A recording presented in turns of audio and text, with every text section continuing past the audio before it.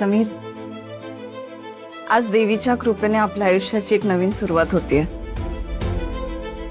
मी खूप आनंदी आहे आणि माझ्या आयुष्यात हा आनंद फक्त तुमच्यामुळे आलाय. थँक्यू.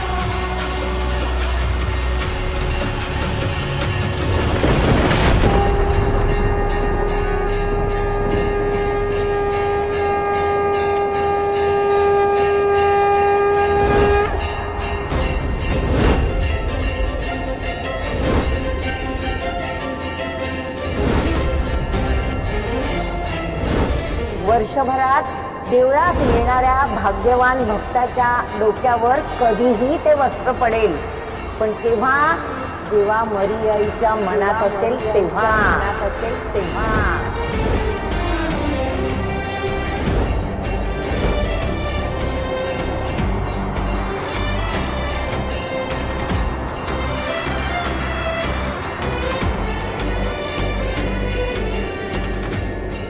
देवी मरी आईचा, मरी आईचा, मरी आईचा. आई, प्रसादाचा नारळ भंगलेला निघाला तेव्हा काळजात धडकी भरली होती, पण आता हे कृपावस्त्र समीर अर्पिताच्या डोक्यावर पडलं आणि खात्री पटली की तू अजूनही या दोघांच्या पाठीशी आहेस. माझी नातसून माझ्या नातवाच्या आयुष्यात सौभाग्य घेऊनच आलेली आहे.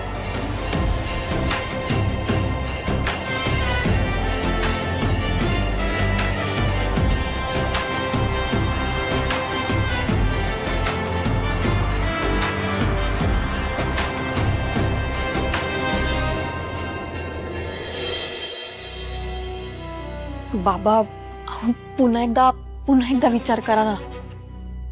दुसरा कोणताच पर्याय नाहीये का आपल्याकडे? कल्याणी, दुसरा पर्याय दिसतोय का तुला? आपल्या घराचे ओरिजिनल पेपर हा एकमेव आधार होता आपला, पण आपल्या नचिकेतच्या मूर्खपणामुळे. हे बघ कल्याणी, माझ्यावर विश्वास ठेव. मी जे ठरवलंय ना त्या व्यतिरिक्त दुसरा कुठलाही पर्याय आपल्या समोर उरलेला नाहीये.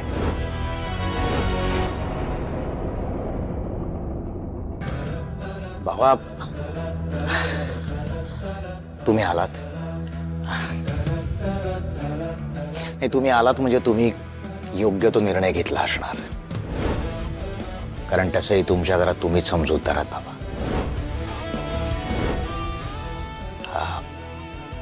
सांगा तुम्ही काय निर्णय घेतलात?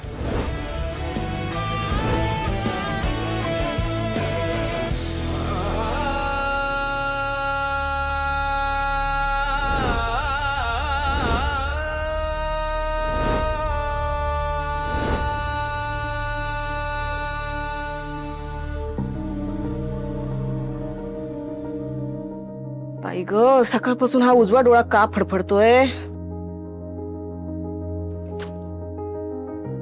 काय अशुभ घडणार आहे की काय?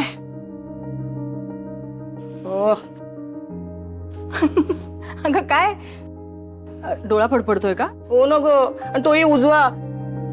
हे दिदे, काय वाईट नाही ना घडणार? आई, काय काय विचार करतेस तू? आई, हे कपडे आत ठेवत्या नाही ना तर परत म्हणशील घरात काही कामच करत नाही. बाई ग, केवढं मोठं काम केलंस. हात दुखले असतील ना ग तुझे? जा आत नेऊन ठेव कपडे, मी घडे घालून ठेवत्या. ए थांब थांब थांब, इकडे. अगं म्हशे, ओलेत की कपडे कशाला काढले दोरीवरून मग? आई पावसाळा आहे, बाहेर कपडे सुकत नाहीये, दमट राहतात, त्यात मी काय करू? माझी काय चूक आहे? मी काय करू म्हणे? आकलेचा कांदा वापर ना. ओले कपडे काढशील? मी काय करू म्हणे?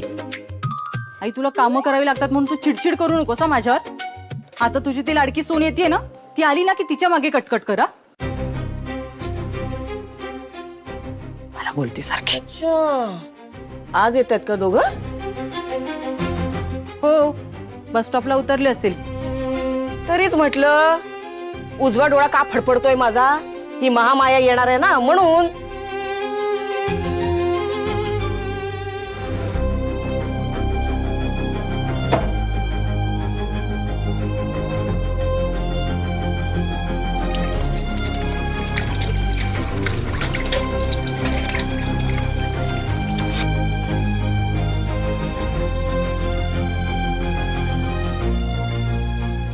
हे काय?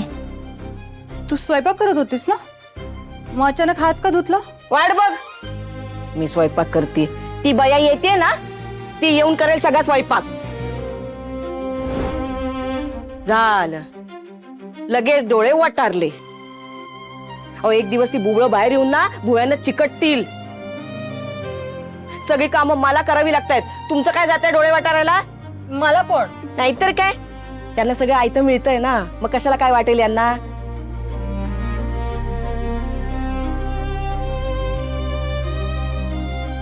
काय हो, तुमची ती लाडकी सून आजारी होती तेव्हा तिची सेवा कोणी केली? घरातली सगळी कामं कोणी केली? आता गाव फिरून येते ना, म्हणजे तिची तब्येत चांगली असेल. घरातली 4 कामं केली तर बिघडणार कुठे? सकाळपासून माझा डोळा फडफडतोय. किती त्रास होतोय माहितीये तुम्हाला?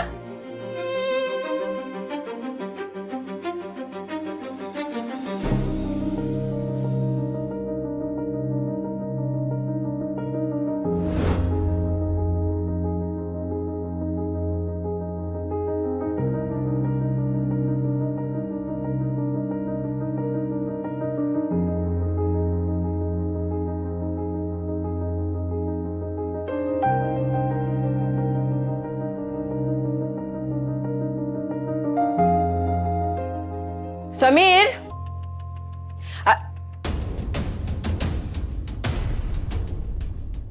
हे काय